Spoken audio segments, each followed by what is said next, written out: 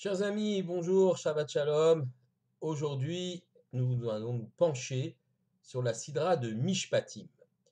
Mishpatim, qui est dans le livre de Shemot, qui suit la paracha de Yitro, la paracha des 10 commandements. Mishpatim signifie les lois.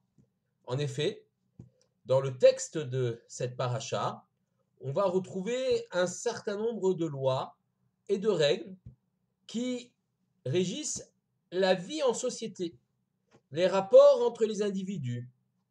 Par exemple, nous allons avoir la loi concernant la règle des dommages causés à autrui par son animal, par un feu qu'on aurait provoqué.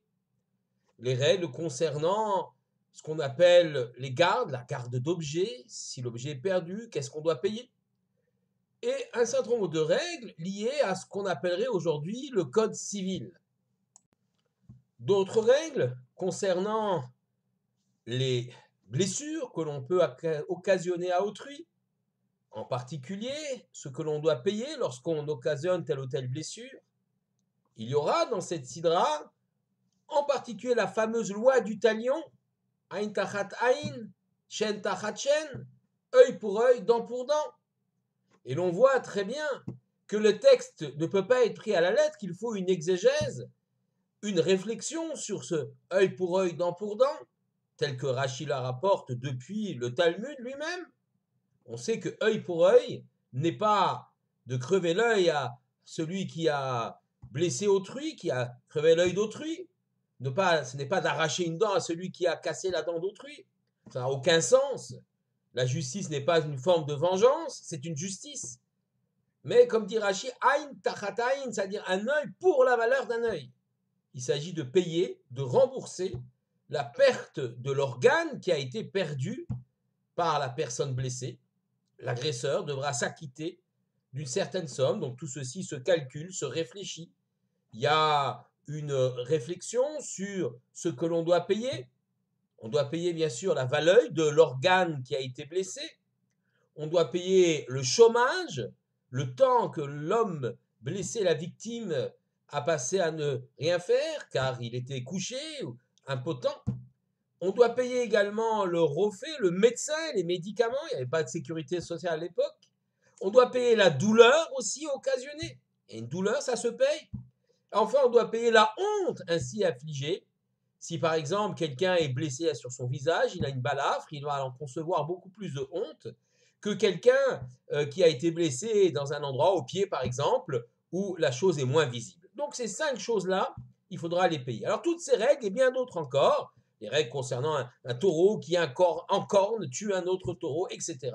Toutes ces règles, effectivement, sont importantes dans la vie en société et finalement montrent quelque part que la Torah, le judaïsme, ne se préoccupe pas seulement du spirituel, mais aussi du matériel pour instaurer une société plus juste, plus égalitaire. Mais maintenant, je voudrais avec vous examiner le premier pasouk, la première phrase de cette sidra de Mishpatim. Ve'ele à Mishpatim, asher tassim lifnehem. Et voici les lois que tu placeras devant eux. Regardons ce que Rashi dit sur la fin de ce pasouk. Asher tassim lifnehem, que tu mettras devant eux.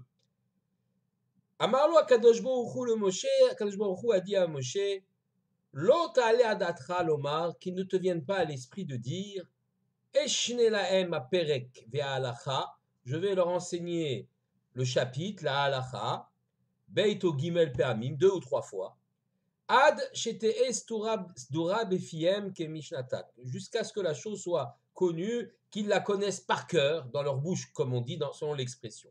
Ve'eini matriach atzmi la vinanta ameadavar ou perusho. Et je ne vais pas du tout me fatiguer à leur faire connaître, à leur expliquer la raison des choses. C'est pour ça que la Torah, ou Hachem, met en garde Moshe. Elle lui dit que tu placeras devant eux, que Shulchan Aruch ou Mukhan Lechol Lifnei Adam, comme une table dressée, prête devant les convives, les différents convives. Alors, cela mérite, Rashi bien sûr, mérite une certaine explication. Effectivement, lorsque vous invitez des gens chez vous à table, vous n'allez pas leur servir des aliments crus. des pommes de terre crues, ou vous allez faire des plats élaborés que vous allez leur servir avec joie. Eh bien, en matière de halakha, en matière d'enseignement de la Torah, c'est la même chose. On ne peut pas se contenter d'un par cœur, d'envoyer comme ça une série de règles et de choses et d'enseignements sans faire comprendre, sans donner aux gens le goût de l'étude et le goût de comprendre les choses. Il faut que les halakhot, les lois, soient telles des aliments élaborés qu'on ait plaisir à étudier, à entendre et à appliquer. C'est ça, Asher Tassim Lifnehem, que Shulchan Aruch comme une table dressée. Cette terminologie de Shulchan Aruch, de table dressée, va être reprise par le rabbi Yosef Karo en 1570 lorsqu'il va rédiger son code de loi. Alors, ce n'est pas le premier code de loi, on a déjà eu un code de loi, le Baal HaTurim, le Tour Shulchan Aruch, mais le Shulchan Aruch, Rabbi Yosef Karo, la table dressée, va établir ce code de loi extraordinaire qui va classer et rendre intelligible l'ensemble des halachot. Évidemment, la terminologie Shulchan Aruch, table dressée pour représenter cet ensemble de lois qui vont être classées, classifiées, eh bien, cela donc va donner son titre de noblesse, si on peut dire, à cet ouvrage. Il va être connu sous le thème de Shulchan Aruch. Aujourd'hui, le Shulchan Aruch, la table dressée, est l'ouvrage de référence de tous les Juifs. À tel point qu'au même temps que Rabbi Yosef Karo écrit le Shulchan Aruch, à Tzfat, en Galilée, un autre rabbin, Rabbi Moshe Isserles, lui à Cracovie, écrit également son propre code de loi. Et un de ses élèves lui rapporte que là-bas, à Tzfat, en Israël, il y a un rabbin qui fait un ouvrage considérable. Alors il envoie un de ses disciples qui arrive jusqu'à Tzfat, de Cracovie à Tzfat, un long voyage, et il revient effectivement avec une copie du Shulchan Aruch. Que fait Rabbi Moshe Isserles, le grand Rabbi Moshe Isserles? Il prend l'ensemble de son manuscrit, de l'ouvrage qu'il a déjà écrit, et va l'enterrer sous le pied d'un arbre dans le cimetière juif de Cracovie qui se trouve derrière la synagogue du Réma de Rabbi Moshe Isserles. Et il entame tout de suite un nouvel ouvrage qui va être un ouvrage de commentaire sur le Shulchan Aruch. Il dit: on ne peut pas avoir deux Shulchan Aruch, on ne peut pas avoir deux codes de loi pour le peuple d'Israël. Même s'il y a des séfarades, des ashkénazes et des différences, il faut un Shulchan Aruch qui unit l'ensemble du Ham Israël, du peuple juif.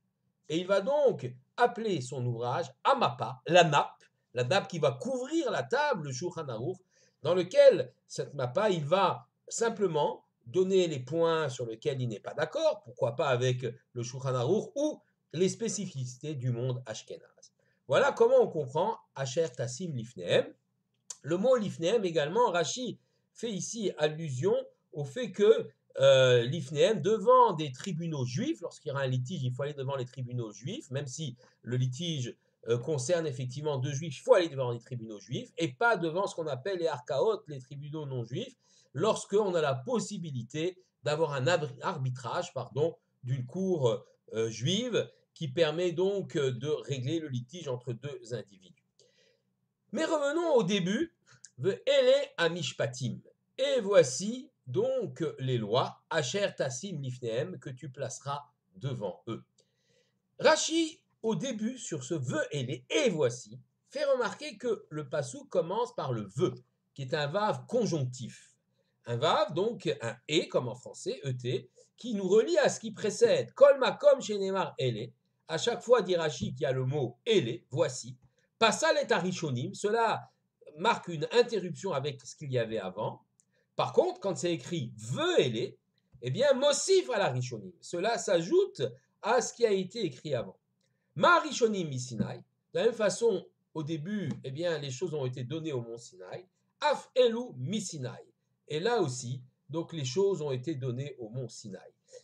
Rashi fait référence effectivement à la paracha de Yitro. Dans cette paracha, nous avons énuméré les Aseret HaDibrot, nous avons énuméré les 10 commandements, et aujourd'hui, dans la paracha de Mishpatim, eh bien, on va énumérer un certain nombre de règles, de lois qui organisent la vie des individus entre eux, comme on l'a expliqué, les codes civils. Eh bien, cette organisation, ces lois, ces halachot, ces mishpatim, ces lois, ont été également dites au mont Sinaï, au même temps que les Aseret HaDibrot, ou un peu après, au même moment, en tout cas au mont Sinaï, donc elles ont la même importance.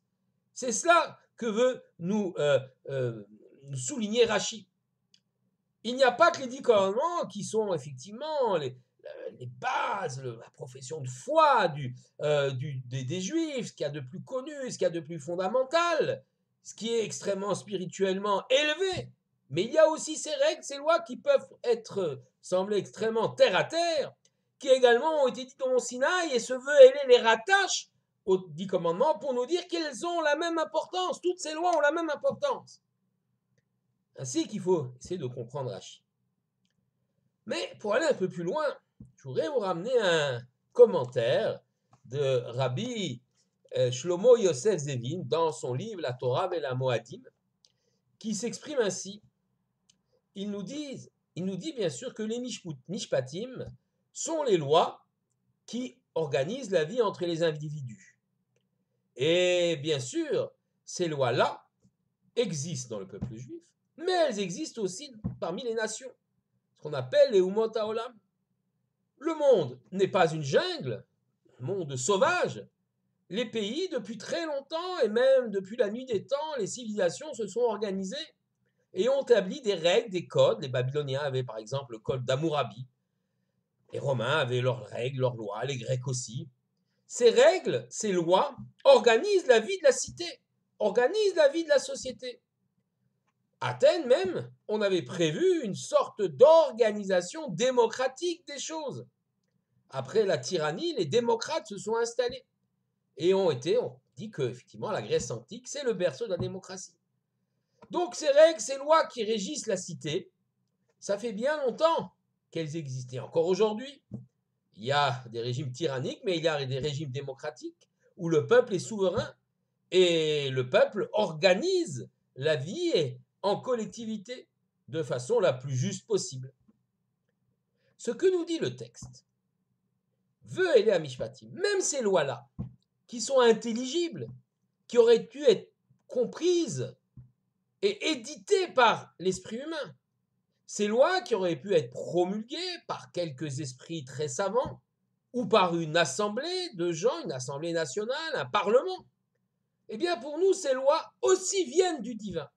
Elles viennent aussi d'Akadosh Baruch Hu. Attention, la part de l'humain est importante, car l'homme, les sages vont réfléchir, faire l'exégèse, les textes ne sont pas toujours à prendre à la lettre. On a donné l'exemple de la loi du talion, œil pour œil, dent pour dent, il faut comprendre ces valeurs de l'œil pour l'œil.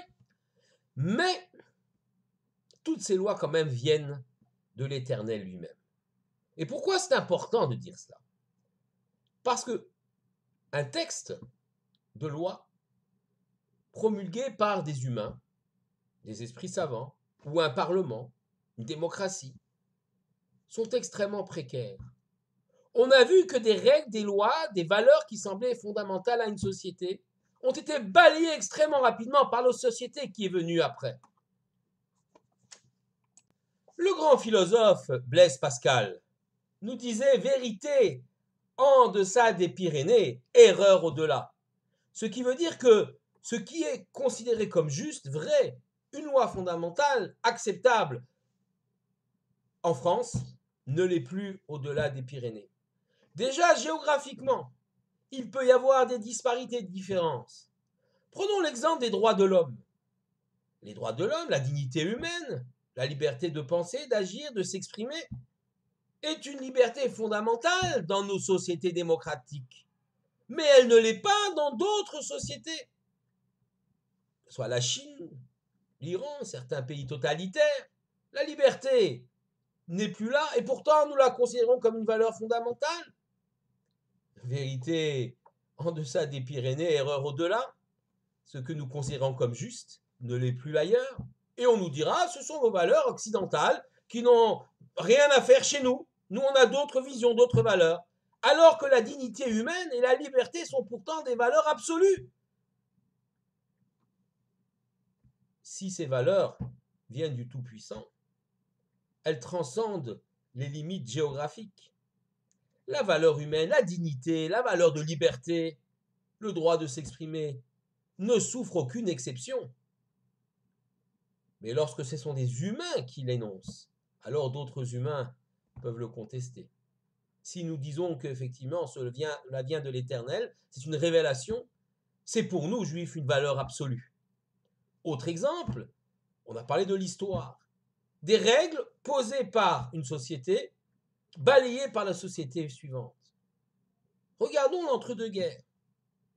La République de Weimar en Allemagne, un régime extrêmement libéral, extrêmement démocratique, où d'ailleurs les Juifs sont partie intégrante de la politique. Eh bien, il a suffi d'une crise économique, d'une montée du nazisme, de l'antisémitisme, pour que toutes les valeurs démocratiques soient balayées. Le nazisme est venu imposer d'autres valeurs, entre guillemets, ses propres valeurs. La valeur de la dignité humaine, de l'égalité des hommes, du respect absolu de la vie humaine, comme dans les 10 commandements, tu ne tueras pas. Cette valeur a été totalement balayée. Pour les nazis, il y a des Untermenschen, des hommes inférieurs, des hommes qui ne méritent pas de vivre et qu'il faut exterminer comme des rats. Les valeurs humaines, la valeur de la dignité humaine, de la liberté humaine, tout cela des droits de l'homme a été totalement balayé en très peu de temps, en quelques semaines, avec l'installation du régime nazi. Et on le voit aujourd'hui. On le voit aujourd'hui dans les instances internationales, notamment la Cour pénale internationale, qui cherche à Israël des soi-disant crimes de guerre, alors que les méfaits des régimes syriens, iraniens et autres régimes totalitaires ne la dérangent absolument pas. On voit très bien que les valeurs forgées par les hommes sont précaires, malléables, éphémères, alors que celles qui nous viennent de la Torah sont absolues. Les mishpatim, les lois qui sont écrites dans notre texte, ne souffrent pas d'exception, ni dans le temps, ni dans l'espace. Elles s'imposent à tous car elles font partie de la révélation du mont Sinaï, au même titre que les 10 commandements et du fameux tu ne tueras pas. Voilà le message que le peuple d'Israël souhaite transmettre au monde. Nous ne souhaitons pas convertir le monde, que chacun reste dans ses croyances, dans sa culture, dans sa vision des choses. Simplement, nous souhaitons porter cet exemple et cette exemplarité pour l'ensemble du monde afin de vivre dans un monde meilleur, plus vrai et plus harmonieux. Shabbat Shalom à tous.